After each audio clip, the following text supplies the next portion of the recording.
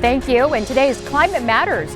April is starting off very chilly versus what we typically expect, and that has to do with how March ended, which was very unique this year. Storm Tracker 4 meteorologist Daniel McFarland joining us now with what we saw last month that was different from previous years. Daniel.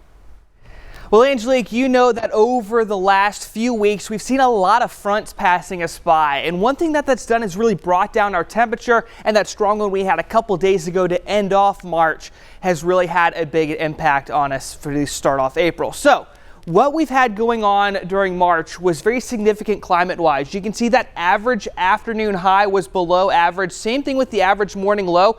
Something significant, though, when it comes to the lows is that the lowest temperature we had throughout the entire month wasn't even in the 30s. That does tell you really how warm this month was during at least the morning hours. Typically, we see that number around 35, 36 for this time of year. And the highest temperature we recorded throughout the entire month was only 82.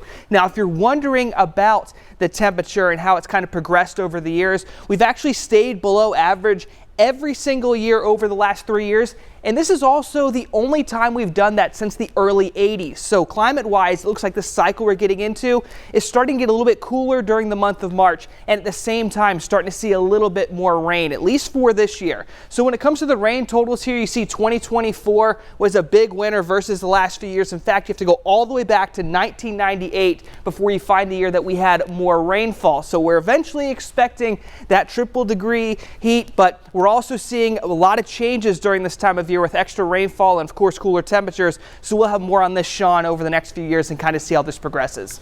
All right. It's very interesting to see those temperatures and how they change. Definitely. Just amazing. All right. Thank you.